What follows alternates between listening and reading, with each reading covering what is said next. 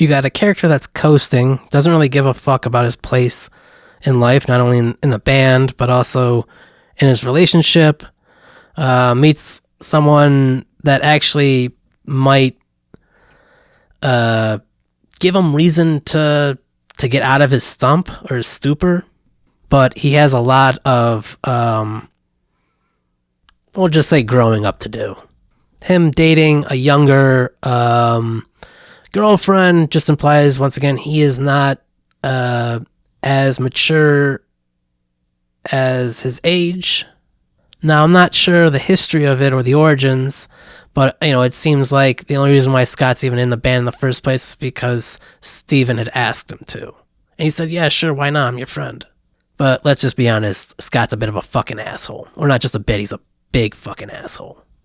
He's been a flake in relationships, and which he even is a flake again in the movie, anyway. I mean, I'm sure he also in, obviously, the book. He's extremely unreliable. He's hardly ever there when you need him most. Like, he learns the Final Fantasy, I think, victory theme or the battle theme instead of, like, any of the songs that they're supposed to learn or practice. He's also using another human being just for fucking happiness or, an attempt to fill the void. But Ramona's definitely a big asshole, too. So, like, it's two big assholes in a fucking... in a fat boy recliner. She's also a huge flake, breaking up with people on a whim, or very small reasons, if not any reason at all. And so she's just, once again, also filling a void instead of facing whatever issues she has. Which, at a younger age, it's not, your issues are probably a lot smaller than they are as you get older, and you don't address them. Elephant in the room style. So now, as far as I know, Scott has been with Kim, Knives, and Nat, and then I think there's actually a fourth character that's in the books but is not in the movie. And then obviously there's Ramona, and Ramona's dated, seven evil axes, I'm sure maybe, is it only 7? But it also kind of implies, like the taboo thing of like, what do you do when someone's dated so many fucking people? Regardless of how the relationships ended, they are experiences, and, she's just, exploring, and she doesn't want to be alone. It's definitely, once again, a Goldilocks and the Three Bears kind of situation, just trying to find the right person, which can be an absolute fucking struggle when, there's fucking billions of people to choose from. Obviously, there are options, but just trying to find, there is soulmate stuff, the one, just trying to find the right one or whatever, it's just right or whatever. But it's kind of like the monkey's paw, just be careful what you wish for, because it's like, just because you want the perfect, that the one, no one else, you just want one specific person, you want them to be perfect for you, and it's like, they'll be perfect for you, but they come with fucking problems too, because they're a human being too. But, if they really are the one, you should be equipped to handle it, or manage it, or, figure it out. The cast is fucking amazing. The storytelling, the characters, the director. Fucking Edgar Wright is a goddamn blessing on earth, man. Fucking Shaun of the Dead, Hot Fuzz. Scott Pilgrim in the fucking world. He kicked, did I say Scott Pilgrim versus the world or and? Anyway, he kicks fucking ass, man. I love music, so it's just nice to see a bit of, the struggle of a band, or the band's struggle, or a band's struggle, to see, it's not like, obviously it's a fictional story, but this is, that's shit, it's a band trying to come up. That's fucking the underdog story, man. It's a story as old as fucking time. David and Goliath, fucking the band against the public, or, once again, the world. If I didn't already say, the fucking soundtrack is fucking dope. I fucking love the soundtrack. And Beck's job of, and not only just Beck, but also, I don't know how involved the other members of the band were for recording the songs, but the music is fucking awesome. Also that Netflix show is pretty dope too, but I grew up, this is my Scott Pilgrim. Once again, I will say that show is also really fucking good too, but I really like this fucking movie too. And also, I do love, watching 2 hours instead of 10 hours or whatever. It's a story about identity, growth, relationship, love, friendship, teamwork, acceptance, self-respect, and then just respect in general. Respect for autonomy.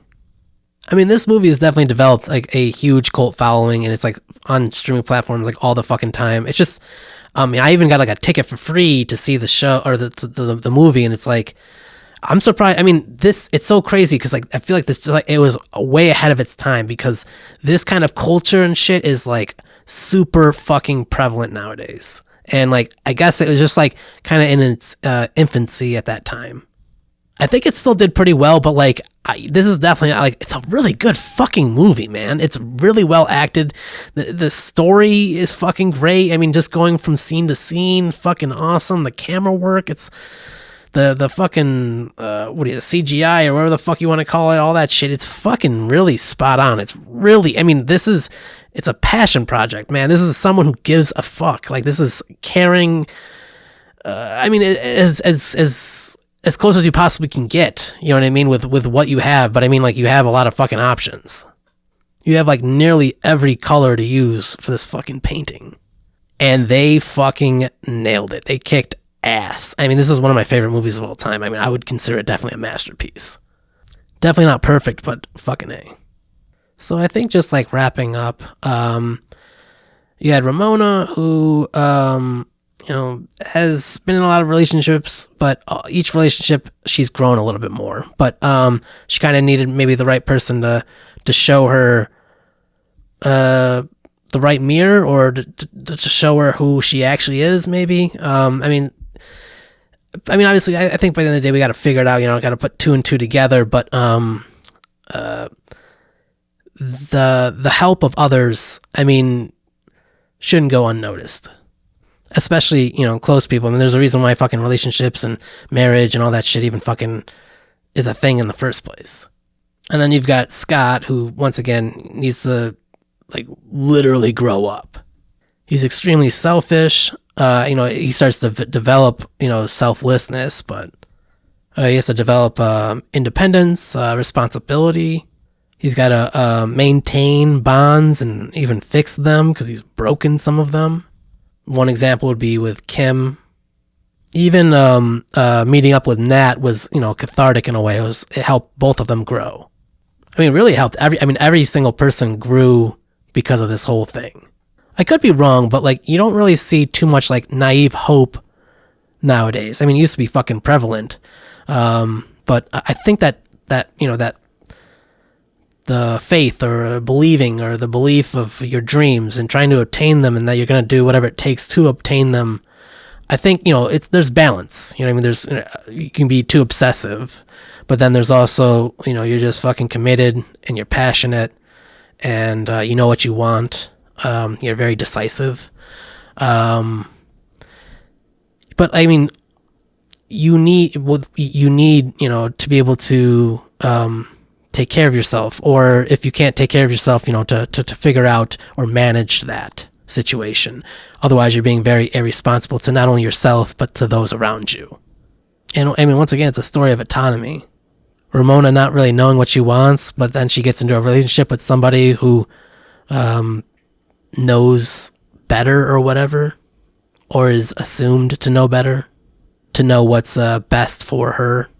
Which really the only person who could know that would be her or the individual. And I mean, like, Scott, he does get taken seriously, but that's because he's shown a decent amount of times that he cracks under pressure. He's emotionally volatile. He's got his heart on his sleeve. His actions have been just consistently embarrassing. Hence why a lot of people don't even give him respect or are disrespectful to him. Even walk all over him. Wallace is honestly a really good fucking friend. Like, he sees how much of a fuck up Scott is and is still willing to let him fucking mooch off of him. Which is honestly unhealthy to a certain degree, but at the same time though, like, some people do need that kind of help, but like, I don't know, like, maybe help might not be the right word. Just might need the right resources. This is one of those cases where it's like, imagine a world where everybody had a home or something like that. You know, he would Wallace even be friends with him if that were the case? I mean, would they even be seeing each other? So, I mean, Scott is using Wallace.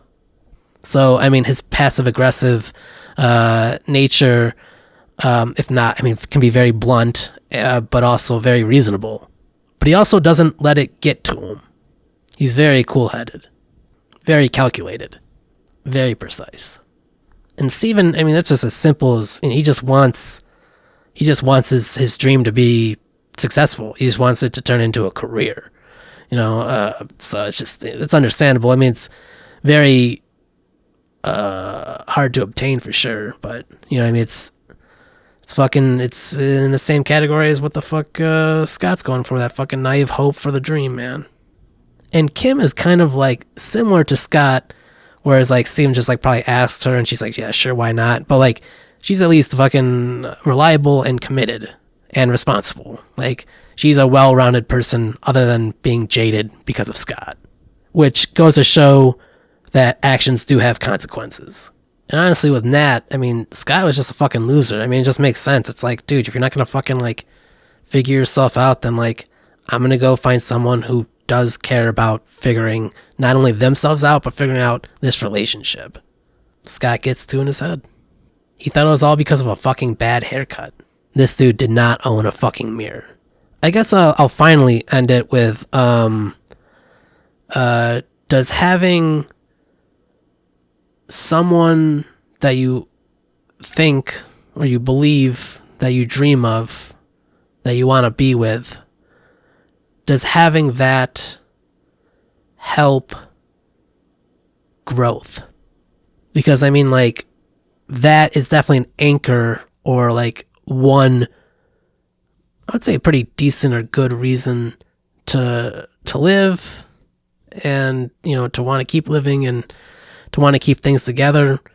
And if you want to keep them, you know, there are responsibilities to it. I mean, there's got to be responsibilities. I mean, it's like even with surviving and stuff, you know, you probably want to find a place where you can sleep, because if you can't sleep, you're not going to have a good goddamn time while you're awake. You got to eat, you got to find that.